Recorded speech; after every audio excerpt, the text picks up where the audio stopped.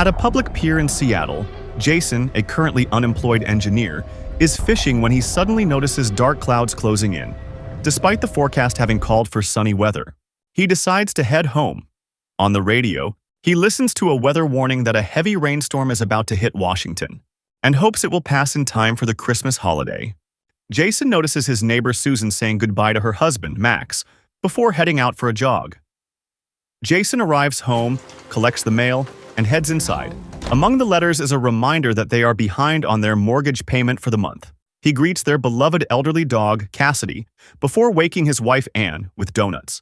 Their kids, Ruth and Gray, rush in and excitedly ask for some.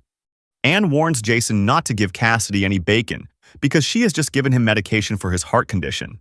Suddenly, the internet goes out, much to the kids' frustration. I know. I think this house is really falling apart. Anne says she is ready to move out whenever he is. Sure, a few more lottery tickets and we should be good to go. You know, I'm just kidding. This isn't all on you. She then tells Jason that she hired a contractor to inspect the cracks in the chimney tomorrow. She reads the contractor's detailed report aloud, revealing that the house's foundation is sinking and that the chimney is apparently the only thing keeping the house together. Then, Anne tells Jason that they need to buy a Christmas tree, but Jason points out that it is raining outside.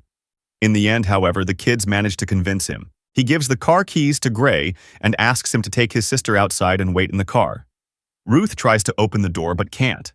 Annoyed, she blames her brother for playing a trick on her, but Gray insists he didn't do anything. Hearing them argue, Jason tells them both to be quiet. Jason tries the door himself, but it won't budge. He tries another door, but that one is stuck as well. Cassidy starts barking as Anne asks what is going on. Jason explains the situation to her. Jason then tries the garage door, only to find that it appears to be sealed shut. Jason goes up to the attic and tries the window there, but it is tightly shut too. It's a prank. Teenagers, they glued all the windows and doors shut or something. Jason shakes his head. They then realize they have no phone service either. Everyone starts panicking. Jason runs toward the door and tries to break it down, but it doesn't budge in the slightest. He grabs the fire poker and tries to smash the window, but Anne shouts at him to stop. Unable to break it, Jason moves on to another window. Just then, their neighbor across the street, Max Richardson, and his wife, gets their attention. They realize they aren't the only ones trapped inside. They notice Susan finishing her jog as her husband tells her that he is trapped inside. Susan tells him she will go and get some help.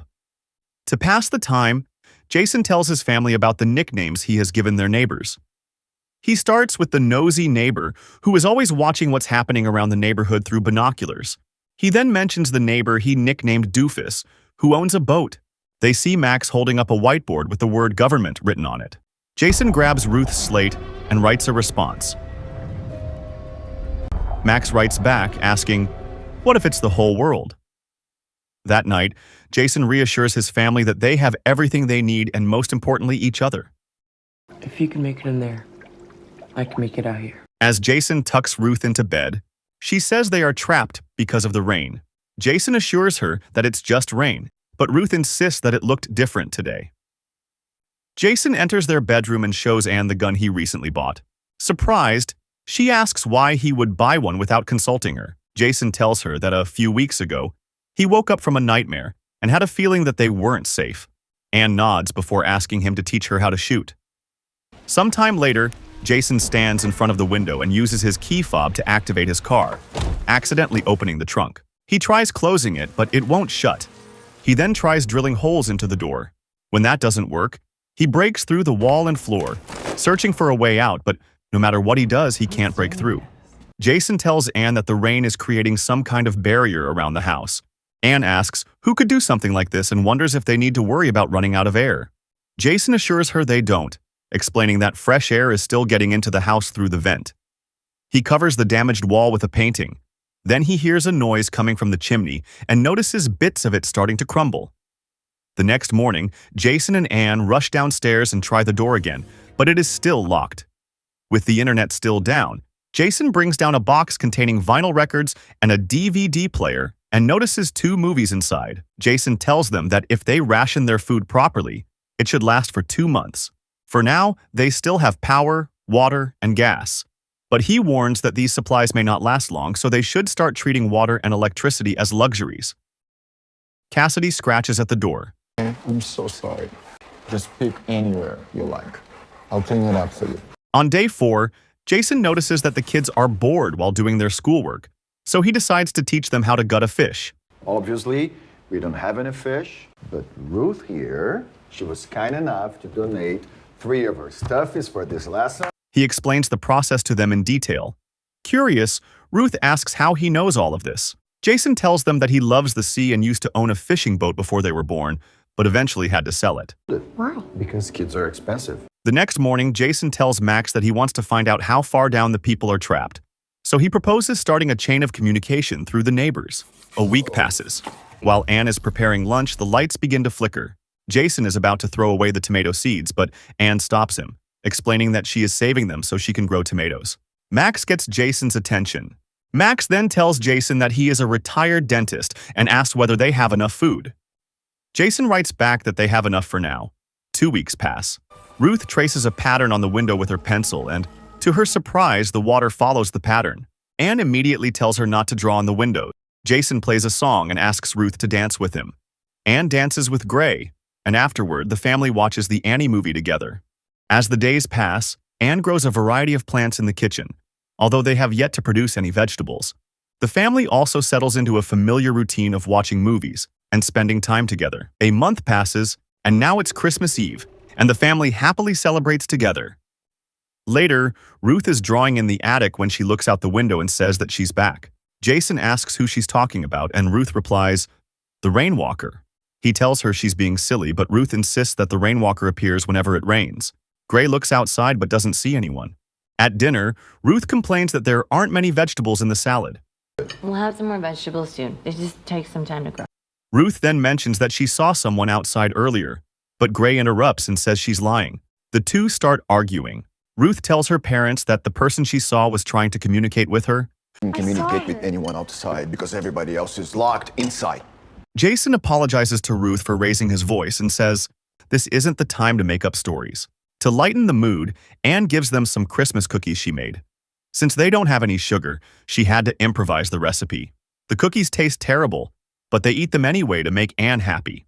After dinner, Jason asks Anne if she wants to smoke a joint and watch Air Force One, and they do just that. After watching the film, the two decide to stargaze. Anne remarks that the sky looks crystal clear without all the pollution. She then cheerfully points out that they don't have to make a mortgage payment this month. Jason smiles and kisses her. Outside, the motion sensor light suddenly turns on. They see a fox staring at them before running away. Good luck out there. It's her world now. We are no longer the ones steering this ship. The next morning, Ruth and Gray eagerly open their presents but are disappointed. Ruth receives a half-eaten apple. While Gray gets a toy, Jason asks Gray and Ruth to give their present to Anne.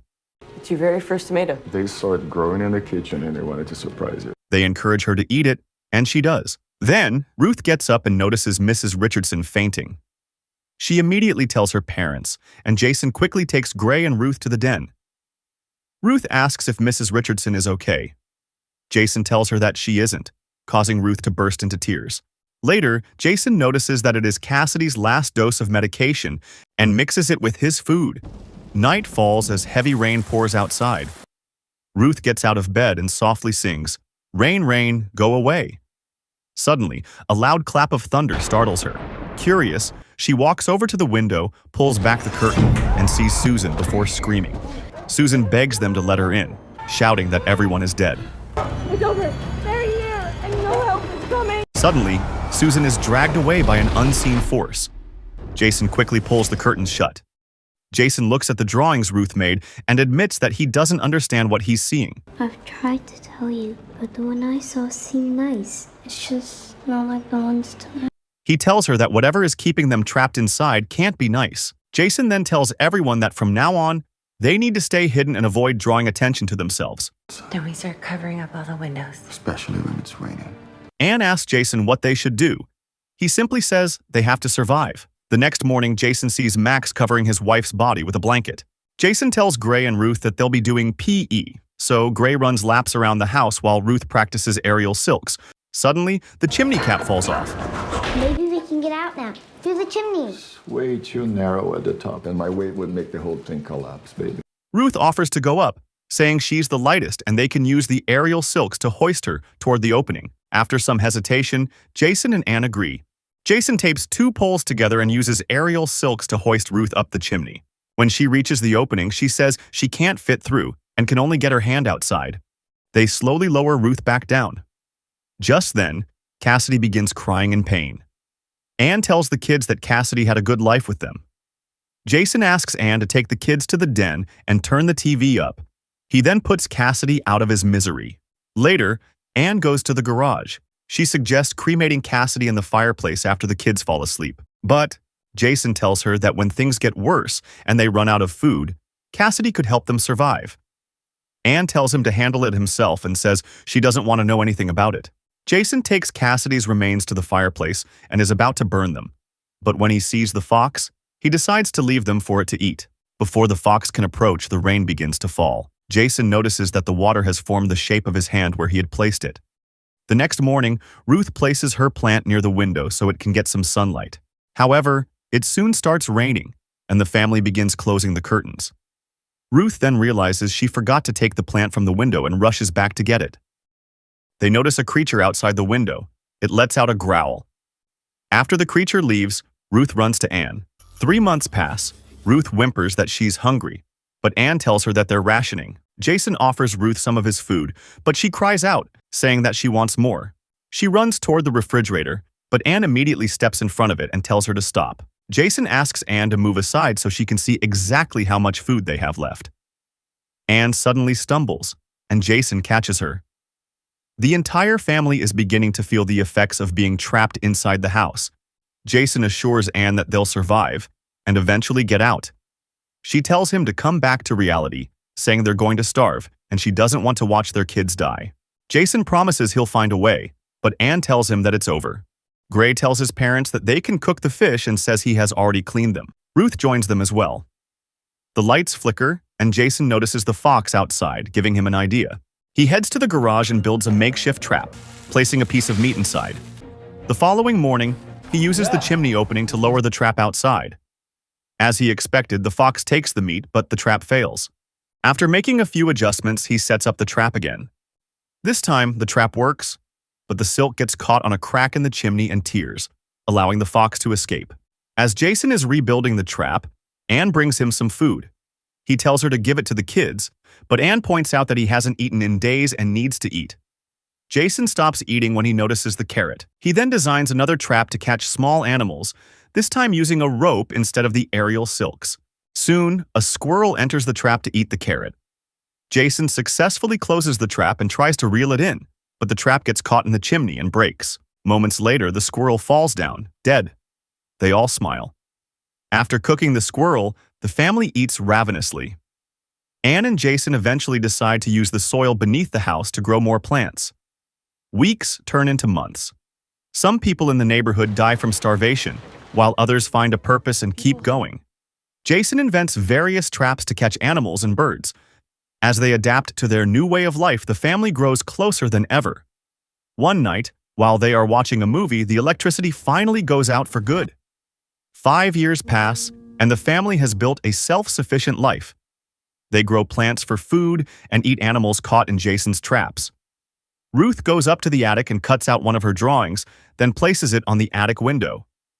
Outside, wild animals now roam the street without fear. However, whenever the rain starts, they scatter.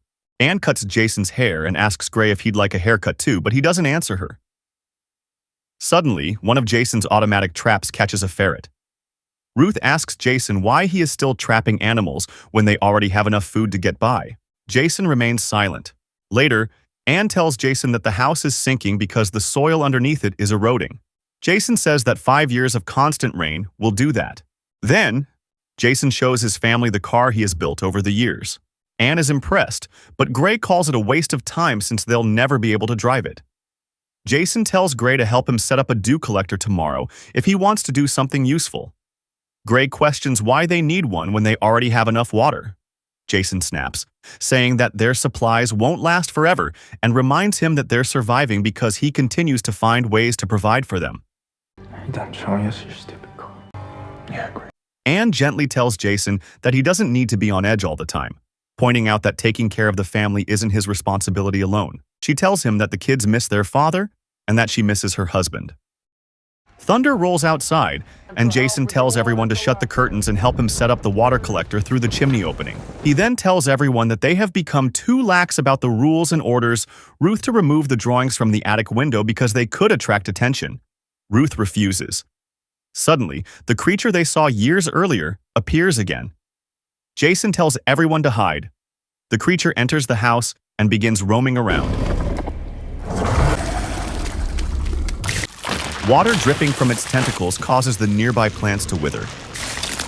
The creature pierces the floorboard with its sharp tentacles where Ruth is hiding. Some drops land on Ruth. Suddenly, the creature rushes out of the house after hearing growls coming from outside.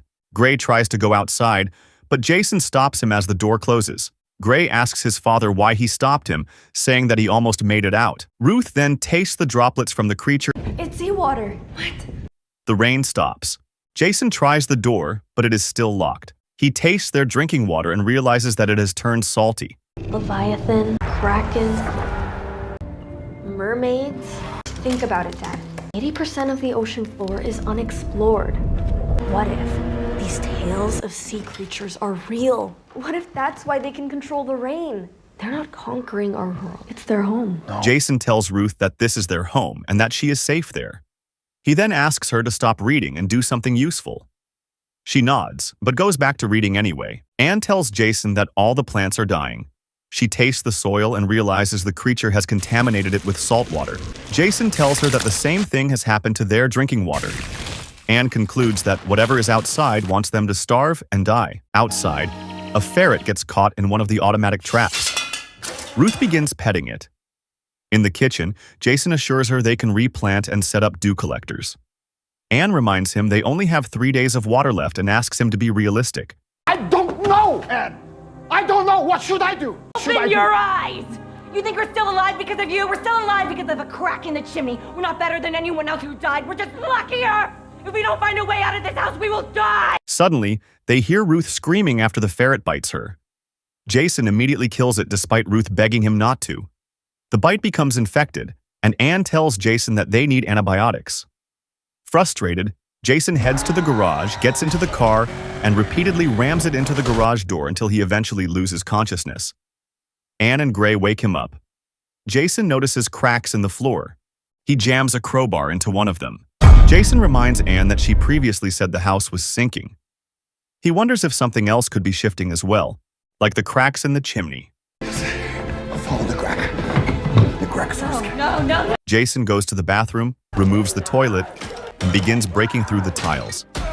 To their surprise, they discover a pipe that leads to the main sewer system, which connects the entire neighborhood.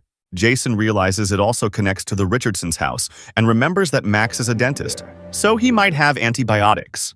Jason tries to enter the pipe, but the opening is too narrow. I can fit now. This one is me. She enters the pipe and crawls through it until she reaches a dead end. She tells Jason and the others about the situation before noticing some loose bricks. Suddenly, the video feed cuts out. Desperate, Jason tries to enter the pipe himself. Meanwhile, Gray notices a light coming from the Richardsons' house and asks his father to come and see. The video feed suddenly comes back, and Anne tells them that she has made it through. Anne begins searching for antibiotics. Jason and Gray panic and urge her to come back because the rain is starting. Anne spots a bottle of water and eventually finds several bottles of antibiotics. She hears a growl behind her and quickly hides. She then makes her way back into the sewer to return home. However, she screams when she sees Max's body. The sewer begins flooding as rainwater rushes in. She shouts for Jason and Gray to pull her back. It spits a black substance at her while its tentacles knock the gun down. Jason and Gray manage to pull her back. Jason then starts breaking through the wall, causing it to cave in and trap the creature inside. They give Ruth the antibiotics. Jason asks for the gun, but Anne tells him she lost it. It is going to be coming for us now. He doesn't know how many of us there are. I'll stay here. He asks her to take the kids to the attic and hide until the rain stops. Gray, however, argues that he's tired of hiding. We know that they can open that door. And if they can come in, then we can get out. We'll fight them if we have to. Jason agrees, and they begin setting up traps throughout the house. Anne prepares a Molotov cocktail. The rain begins pouring heavily. Gray notices the bathroom faucet turning on by itself, while Jason hears a strange noise coming from the chimney. Suddenly, water comes rushing through it. The water rapidly floods the house. Anne ducks underwater and sees the creature outside. Moments later, Ruth screams that it's in the house. Jason retrieves the harpoon gun, but he can't get a clear shot at the creature. He tells Anne to hit it with the Molotov. Jason fires the harpoon but misses. The creature then uses its tentacles to pull him underwater. Fortunately, Anne manages to pull him free, and they make their way onto the stairs. Jason tells everyone they need to get to the attic because the water is rising. Anne asks where the harpoon is, and Jason tells her he dropped it in the kitchen. Gray offers to retrieve it, and Jason nods. Gray swims toward the kitchen and manages to find and retrieve the harpoon. He then hears the creature growling and hides. However, he soon begins running out of air. Just then, he sees his parents' hands reaching toward him. Eventually, the family makes it to the attic. Jason asks Gray to load the harpoon while he tells Ruth to cast the line. They activate the trap.